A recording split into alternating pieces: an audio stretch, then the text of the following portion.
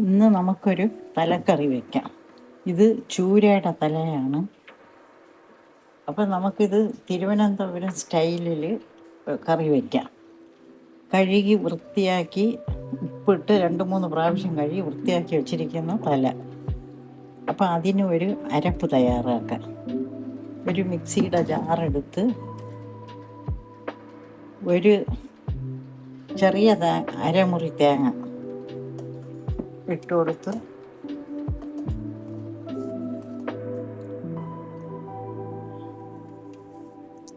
ഈ വലിപ്പത്തിനുള്ള പുളി പിഴിഞ്ഞെടുത്ത് നീര് കൊണ്ടുവരാം.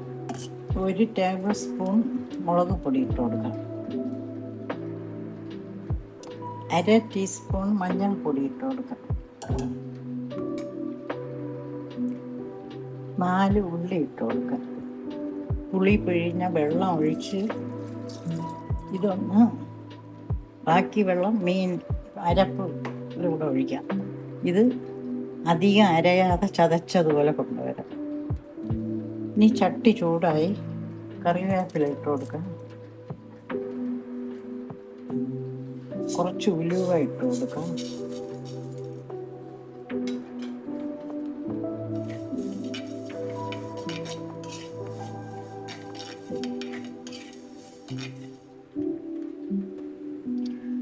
ഒരു തക്കാളി വെട്ടിയതിട്ട് കൊടുക്കാം.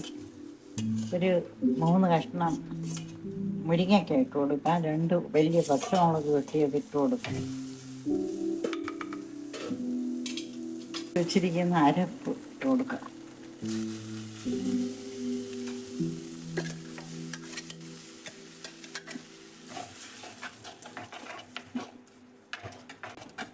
ഇനി കുറച്ച് വെള്ളം കൂടെ എടുത്തുകൊണ്ട് വരാം. ഇപ്പം പുളി പിഴിഞ്ഞ വെള്ളമുണ്ട്.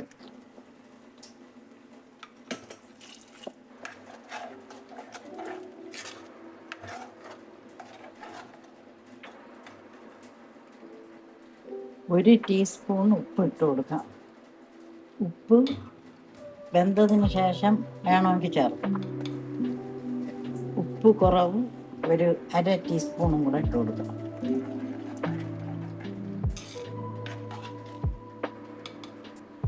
കറി തിളച്ച് വന്നിട്ടുണ്ട്. ഇനി നമുക്ക് തല ഇട്ട് കൊടുക്കാം. ഈ പ്രാവശ്യം മീൻ കൊണ്ടുവന്നത് ചൂര മീനായിരുന്നു. അതുകൊണ്ടാണ് തല മുഴുവനോടെ ഇട്ട് വെക്കാമെന്ന് വിചാരിച്ചത്.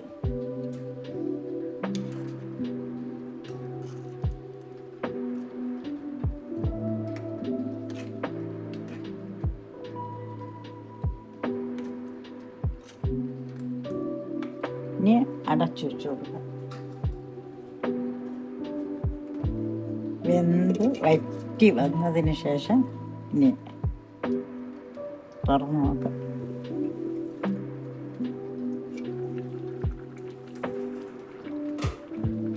ഇതൊന്ന് മറിച്ചിട്ട് കൊടുക്കാം.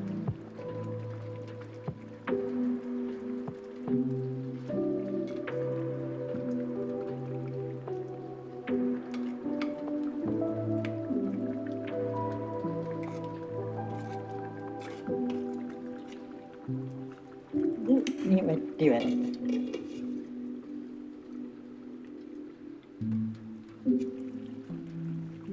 ഒരു 2 കഷ്ണം മാങ്ങയും കൂടെ ഇട്ട് കൊടുക്കാം.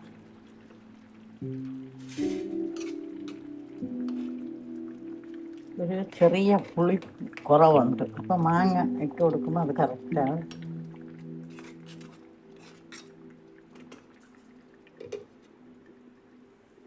ഇനി ഇത് വറ്റി വരട്ടെ.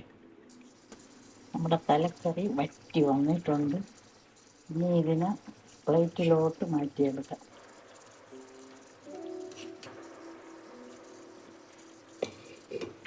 നമ്മുടെ മരിച്ചിനിയും തലക്കറിയും കഴിക്കാം.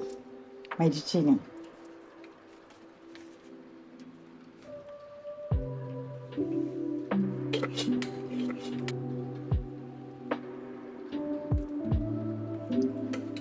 മീൻ വറുത്തത്,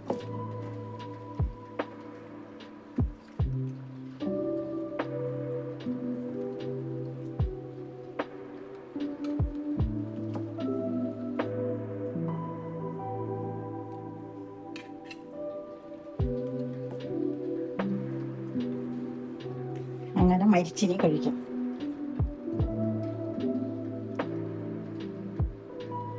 നല്ല വറ്റി